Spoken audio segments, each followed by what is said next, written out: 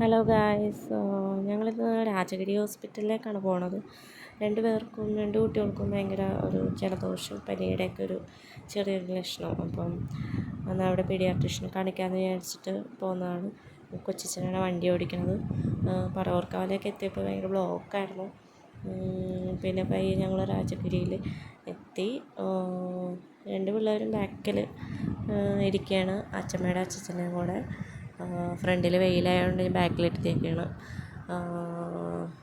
ഹോസ്പിറ്റലിൽ വലിയ തിരക്കില്ലായിരുന്നു. ഞങ്ങളൊരു ഉച്ചയ്ക്കൊരു 1 മണിയോടുകൂടിയാണ് പോകുന്നത്. 2 മണിക്കായിരുന്നു ബുക്കിങ്. ഫസ്റ്റ് ഫ്ലോറിലാണ് പീഡിയാട്രിക് സെക്ഷൻ. അപ്പോൾ ഞങ്ങൾ ലിഫ്റ്റ് കയറാൻ വേണ്ടിയിട്ട് പോയാണ്. മൂത്ത ആൾ ഉറങ്ങിപ്പോയി. ഉച്ച കഴിഞ്ഞ് രണ്ടുപേരും കിടന്നുറങ്ങുന്ന ടൈമാണ്. ഇളയാൾ ആക്റ്റീവായിട്ടിരിപ്പുണ്ട്. അങ്ങനെ ഞങ്ങൾ പീഡിയാട്രിക് സെക്ഷനിലെത്തി. അവിടെ വലിയ തിരക്കൊന്നുമില്ലായിരുന്നു.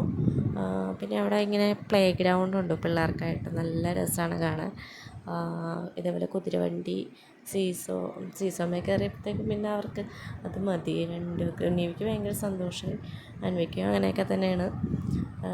പിന്നെ അവിടെ ഫീഡിങ്ങിൻ്റെ സെക്ഷൻ അവിടെ സൈഡിൽ തന്നെയുണ്ട്. നേരത്തെ ഫീഡിങ്ങിൻ്റെ സെക്ഷൻ കുറച്ച് അങ്ങോട്ട് മാറിയായിരുന്നു. ഇപ്പോൾ ഈ പ്ലേ ഗ്രൗണ്ടിൻ്റെ തൊട്ടടുത്തായിട്ട് ഒരു ക്യാബിനായിട്ട് തിരിച്ചേക്കുവാണ് ഫീഡിങ്ങിൻ്റെ സെക്ഷൻ. അൻവിക്ക് പിന്നെ കുതിരവണ്ടി കിട്ടിയപ്പോൾ അത് തന്നെ മതി. നിവിക്ക് സീസോയും. നിവിയുടെ ആന ഇവിടെ ഭിത്തിമേൽ ഉണ്ട്. അത് കണ്ടുകൊണ്ട് അവന് ഭയങ്കര സന്തോഷമായിരുന്നു.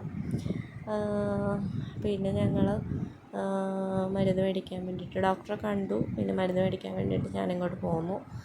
അവർ നല്ല ഭാരം ബില്ല് കിട്ടിയിട്ടുണ്ട്. അങ്ങനെ ഞങ്ങൾ മരുന്ന് മേടിച്ചു. ഞങ്ങൾ പോരാൻ വേണ്ടി പോകുന്നു. ഒരു 4 മണിയൊക്കെ ആവാറായി തിരിച്ച് പോന്നപ്പോൾ. പിന്നെ ഞങ്ങൾക്ക് വൈകുന്നേരം ചായ കുടിക്കാമെന്ന് വിചാരിച്ച് ഞങ്ങളൊരു കടയിൽ കയറി. നിവിക്ക് കേക്ക് വേണമെന്ന് പറഞ്ഞ് ഭയങ്കര നിർബന്ധമായിരുന്നു. മേടിച്ച് കൊടുക്കണ്ടെന്ന് വിചാരിച്ചിട്ട് പക്ഷേ അവൻ സമ്മതിക്കണില്ലായിരുന്നു. അങ്ങനെ കേക്ക് മേടിച്ച് കൊടുത്തു. അൻവിക്കാണെങ്കിൽ കൊച്ചച്ഛൻ നടയാണ് കഴിച്ചത്. അപ്പോൾ അത് വേണമെന്നും വേണ്ട അവനത് കൊടുത്തു. അങ്ങനെ ഞങ്ങൾ ചായയൊക്കെ കുടിച്ച് തിരിച്ച് പോന്നു. തിരിച്ച് പോന്നപ്പോൾ നല്ല ബ്ലോക്ക് ഉണ്ടായിരുന്നു. വൈകുന്നേരം സമയമായതുകൊണ്ട് ആലുവയിലൊക്കെ എത്തിയപ്പോൾ ഭയങ്കര ബ്ലോക്കായിരുന്നു. ചെറുത് ഉറങ്ങിപ്പോയി, മൂത്ത ആൾ ഉറങ്ങിയിട്ടില്ല. അങ്ങനെയാണ് ഞങ്ങളുടെ ചെറിയൊരു വീഡിയോ ആയിരുന്നു ഇത്. വീടെത്താറായി. അപ്പോൾ എൻ്റെ ചാനൽ ഒന്ന് സബ്സ്ക്രൈബ് ചെയ്തേക്കണം. Tata, bye bye.